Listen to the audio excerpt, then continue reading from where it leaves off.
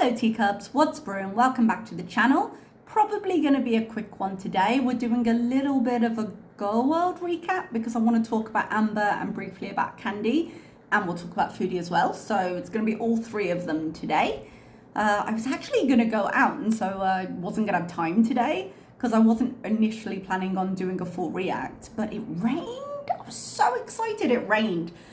There was a cyclone further away, I was looking on the news and that seemed a little bit mad with the weather, but it's not bothering us up here, but it means that the weather patterns are kind of pushing their way up, and so we got some actual rain for a little bit and it was noticeable. I can count on one hand how many times it's rained since I've been in this country, and usually it's just a few drops and then it's over. So it was quite exciting. I have my windows open to let the fresh air through. Unfortunately, the rain stopped about 20 minutes ago and it immediately heated up like an oven. And I was like, oh, the humidity because of all the water. I was like, okay then. So I've just stuck my AC back on. So let's just do a quick catch up for today. We'll start with Candy because it's kind of the saddest. Candy, I think I mentioned before, had been on a weight loss journey. She had been trying carnivore and then she tried low carb and just generally trying to get healthier. And she recently, 4 days ago, was her Italian feast, went back into mukbangs. Now, from what I understand, she did upload a short saying she quit. And from what I understand, she has now been saying she's going to try and maintain her weight while also doing mukbangs because apparently she doesn't make enough money not doing them. And I was actually going to go in and see what her views have been like. I know she's got 37k on the initial return mukbang. And looking back at her videos, it seems like her mukbangs do kind of get that much, whereas her retro mukbang reacts only tend to get around 10 or so. But I was actually surprised to see that she has, it seems, completely deleted her diet content, because we've got reacts, retro reacts from up to 2 weeks ago, and then it jumps to 4 months. So it seems like she's just wiped it from the channel. So I very much doubt she's going to be going back to her diet, which it just makes me really sad for her because she was seeing some really great progress. And I understand that especially when you do it for a while, it gets so tiring. And then when you don't see progress, when you hit a hard spot, it can be really emotional and it can make you angry and you'd be like, fine. So I don't know if she's going to come back to it or not, but I hope she's careful. I hope that she takes her health more seriously because she did have some health scares and I think she needed to be on the path she was on. I really do. And she was doing well with it. So I know that changing the focus of a channel can be a difficult process and it does require adjustment, and it probably would see dips in views for a while. I can't check them now, obviously, but I don't know. I feel like with how far she had to go and the fact that she was being successful, I feel like she could have changed that audience because she had a lot of support with it. But that's not where she is right now, and I can only hope she stays healthy because so far we've had the Italian feast and we've had the KFC extra crispy fried chicken, and this could just be an emotional eating binge, to be honest. Like, had a few bad weeks, got angry, what was the point, ate a load of things, and she might be back on it in a week or two, but her getting rid of the videos doesn't fill me with confidence there, and I just keep my fingers crossed for her, really. What else can you do? So that's where I am with Hungry Fat Chick. Oh, I don't have notes on Amber. I thought I did, I don't. So let's move on to Amber. She has recently moved to Oklahoma, as everybody knows, but she's been showcasing some worrisome behavior, I think, but I do think it's been very calculated. So when I say worrisome, because I think it's very deliberately presented, I'm not actually worrying, but it would be worrisome if I thought it was genuine, you know? There are actually two ways to look at her behavior. Mostly my concern is with the gambling and the drinking, because I just think she is hugely open to cross addiction, and she's not really out of her food addiction, so it has the potential to go really badly. And I think there are two possibilities here, and they're equally likely, and they could actually be both. So I think there's a chance that Amberlynn really does, oh, by the way, as I say Amberlynn, whoever coined the phrase Gamberlyn, appreciate you, it was perfect. But I think Amberlynn and this new, I know it's not exactly new, but like being close to her and having a closer relationship with her, I think that's something that Amber, probably the little girl in Amber, has wanted for a long time, even recognizing how problematic that relationship was because she had such a difficult childhood with it and all of that.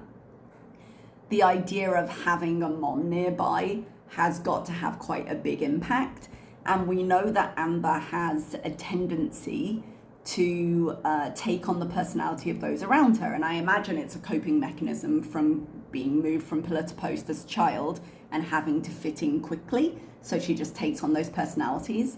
So if her mum goes to bingo regularly, if her mum gambles regularly, it could just be her taking on that persona, in which case it has the potential to go poorly. Let's put it that way. If it's not that, I think the other possibility is that she is presenting it online to try and reel in another partner. And the reason I think that is because she went down a very similar route with Becky. Because I do believe, if I'm remembering this correctly, because I dip in and out of Amberverse, I do believe when Becky entered the picture, it was because Becky had DM'd and told her that she was worried about her. And that was kind of how that connection was made. And I could definitely see Amber presenting these behaviors to encourage her audience, someone in her audience, to reach out and be like, sweetheart, you don't understand. Cross addiction is so dangerous. I'm so concerned from you. And you really should be careful with this, and to just play on that sympathy and open it up into something else. Because she moves on from relationships really quickly. This is the longest I've seen her single in quite a while. And she has trouble letting go of those things. And it wasn't necessarily her fault this time. I know there was question over how long Feline was there after the breakup occurred. But she had that thing with Destiny where they kind of stayed physically together even though they weren't in a relationship anymore. And I know that they were on a lease when they were in the old apartment for her and Feline. So I'm not sure how much that impacted things, but she doesn't let go well, and she's a little bit of a monkey in the sense of she likes to have her hand on the next branch first. So the fact that she doesn't have someone right now, despite hints of, oh, my friend sent me this, oh, I love my friend, no, I can't talk about it, but my friend, like those hints, she seems to be in search mode. And this is very much her MO when it comes into reeling in someone new. So they're tried and tested methods for her. They worked out for her, even if the relationships did end. And I'm not surprised she's doing it again. We are seeing her. I'm doing well with this. We are seeing her on TikTok a lot more, and just like trying to bait engagement. This isn't unusual for her. She has had the last 10 years online. I believe she said it is her anniversary quite recently. But she's had the conversation about addiction before, when she said about quitting drinking. She's had the conversation when she was taking that, what was it? It had like 8 in the name, or 9 in the name or something. It's like the legal high, whatever it is. And she was afraid she was becoming overly reliant on that. So the idea that she's sitting there showcasing her drinking alone in her apartment, I do not think is a coincidence. I think very much that she has planned and she knows how it looks, and it's useful to her in the moment. Manipulation is a coping mechanism she has had since she was a kid, and so long as it works for her, she'll keep on with it. So as I say, I'm not exactly worried about her because I think she knows exactly how it looks and I think she's using it. But were she a different kind of person, I'd be worried about the behavior. And with that, let's move on to Foodie. She had a mukbang and she had a live. I got bits and pieces out of it. She had mentioned in one of them that she had gone to the clinic when they went to the vet, and I was a little confused on the timeline there. And I think she purposely didn't clarify, because I think she would like to make people believe she has since taken the cat to the vet. I was having problems with that sentence. So the story of like Julia being in heat and waiting for the medicine and then having to take her after, and then her saying that the medicine has now kicked in, it seems like the urgency to take her to the vet has now also subsided. And around the question of Foodie's own health, she mentioned, I went to the clinic, because she did say she was on antibiotics. I believe she phrased it as in like, when we went out to the vet, so that's when they got everything done. But I don't get the sense that they've been to the vet again, because they've both been sick, and she's been talking a lot about, when I get better. Because I really think she needs to go back to a doctor, because if she has been on antibiotics for 5 days now, usually they give you either a 5-day or a 10-day dose, depending on exactly what it is. And she just seems to, if not getting worse, then certainly not getting better. And you can see that her sickness has been moving. She said, I think she said she'd had an x-ray and her chest was clear. But these things progress, and the way she coughs sounds quite congested. So it doesn't seem to be a dry cough. I would get it checked again and see how it's progressing and if she needs stronger meds. I'm not sure if you can get antibiotics over the counter. Usually I would say no. However, I do remember once, but this was during COVID, so it might just have been that things were lax during COVID because it was harder to get in to see a doctor. But the pharmacist on my compound in Saudi Arabia used to, nothing too strong, but used to sell medication that you would usually need a prescription for. So not that I was being a druggie or anything, but I needed an inhaler once. There was a Ventolin inhaler, and technically I needed a prescription for it, and he just sold it to me. I'd been on them before, I hadn't had any problems. And then I had one time when I had a sinus infection, all the signs of a sinus infection, and I couldn't get in to see the doctor, and he sold me 5 days of antibiotics and then said, if these don't work, go see a doctor. So I think maybe he wasn't supposed to do that. I don't necessarily think that's how that was meant to go, but sometimes people help you out in situations, and it might be that a pharmacist was just like, okay, no problem, but if it gets worse, go see a doctor. Because I'm just a little bit confused on the timeline then. Anyway, long rambling story short, I think she needs to see a doctor again because she doesn't seem to be getting better. And if I had been on antibiotics for 5 days and not seen an improvement in my condition, I would be concerned. And she's been sick quite a long time now. She was eating Taco Bell in her mukbang. She had a quesadilla, a burrito, a chalupa, cheese fries, chips, and Mountain Dew. She said it was buy one, get one free, and that's why she finds that one meal isn't always enough, which she's a grown woman and she eats a lot. Like, I could understand that not being enough, but I don't understand how then it amounted to 5, because she had, she had the burrito, the quesadilla, the chalupa, that's 3 meals. So how did it get buy one, get one free? And she had 2 sides. Unless she got 4 meals, so they bought 2 and got 2 free, and then maybe Salah took the remainder of, like, the remaining side and the remaining meal.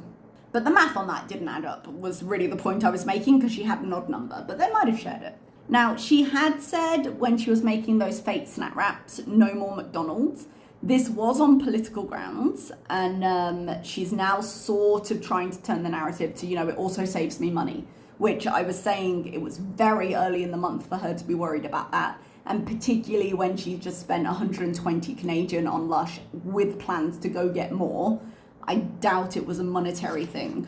But I think it's more helpful for her to frame it that way, because she's not on very solid ground with her political statements, because people have had some things to say, and now she's just really trying to, oh, sorry, I just accidentally knocked my computer.